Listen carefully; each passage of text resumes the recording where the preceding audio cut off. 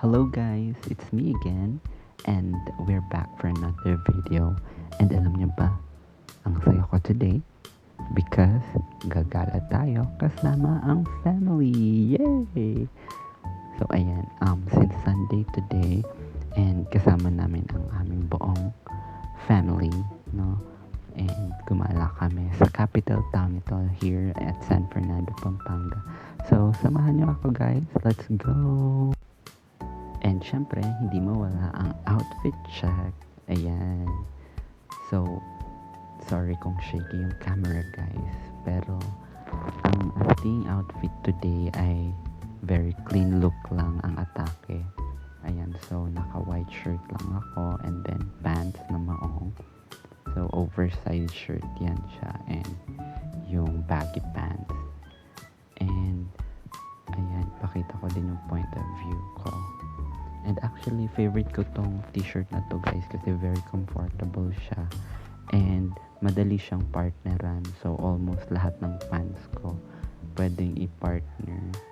And hindi mahirap i-match, i-mix and match. So, ayan lang yung aking look for today. And isasama ko kayo guys sa aming gala. Let's go! Nandito naman guys, nakaangkas ako kay kuya sa kanyang motor. So, passenger princess ang ating atake. And ang problem ko dito is, since naka-helmet ako and naka-motorcycle, ang hirap kasi hinahangin yung hair ko and inayos ko pa yan siya. Tapos magugulo na naman. But anyway, at least safe dahil may helmet. So, always wear your helmet guys and ride safely para ligtas, okay? At ayan guys, nakarating na kami sa aming pupuntahan. By the way, located to siya in front ng McDo, yung biggest McDo in Asia, if you're familiar. Yun, so sa capital town. So kumbaga sa kabilang side siya.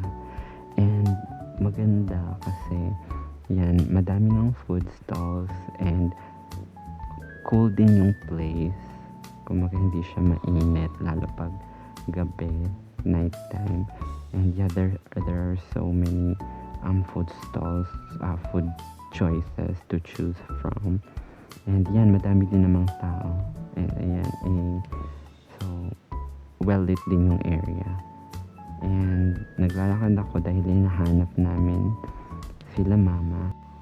Ayan, at hindi ko napansin dito guys, nag-portrait mode pala yung camera. But yeah, naglalakad pa din ako dyan. And buti na lang naka-t-shirt lang ako. So, very ma-presko.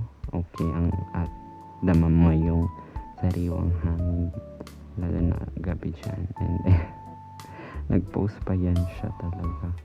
Actually, medyo na-anxious din ako dahil, di ba madaming tao dyan. And then, nag-film ako. Nakakahiya. But, syempre, for the sake of vlogging, ayan. After all, hindi ka naman sure kung talagang nakatingin sila sa'yo or pinapanood ka nila. They have their own business naman. So, chill lang. Ayan, ang gulo na ng hair ko talaga dyan. At hinahangin pa. But, yeah, maganda yung view guys. No? Kasi yung lighting, very well lit yung area. And ayan, may pa-fountain. At grabe, na-rotate na naman ang kanyang camera. Hindi ko na siya actually napapansin guys. Sorry. Akala ko naka-landscape pa din yan siya. So, ayan. Pero ang ganda ng view. Madami ang spots na pwedeng pagpicturan kung meron kang camera. Much better guys. Ang ganda talaga. Pwedeng i-upload sa IG. And to think na free lang actually yung pag punta dyan. Only those yung mga food stalls yung need mong gumastos. But yeah, and ayan, dito sa part na to nagpa-video na ako kay kuya. And watch out guys for the clips. Yan, para makita nyo yung view. Ang ganda talaga.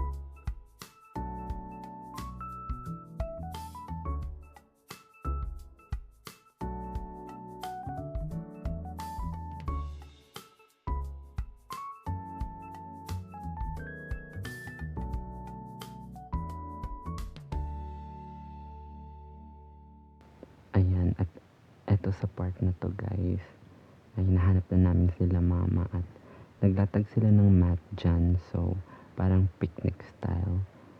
And, ayan, nag-uusap-usap lang kami. And actually, this moment is very refreshing. Kasi, hindi na kami madalas nakakapag-bond ng family. And, malaking bagay ito kasi very refreshing siya, especially parang pahinga mo din siya and short break after a long week of yung working, ganyan. So, yung mga weekends na ganito to spend time with your family is very important. So, kung may time kayo guys with your family, ayain nyo silang gumala, go somewhere, na pwede kayong makapag-bond together and spend quality time. It's really refreshing and masaya siya. Siyempre, not only you get to enjoy the view or yung mga things na ginagawa nyo together sa pinupuntahan yung place, it also deepens your bonds and you get to discuss, ayan, nakakapag-usap kayo, nakakapagkamustahan kung ano yung mga life ganaps lately. So, ayan, inayos-pan ko yung camera. And, nagutom ako dyan, guys. So, super kain talaga. Nagluto kasi si mama ng carbonara. But yeah, ang saya. And I felt refreshed today. And since tomorrow is Monday, back to work ulit. But at least, di ba, we got to enjoy our moment together. Masaya and sana maulit-ulit. So that's a very important part of life, yung makakasama mo and makakaband mo yung family. So yeah, I guess this will be the end of the video. Hanggang dito na lang. And thank you guys for watching. I hope to see you again on my next vlog. Thank you.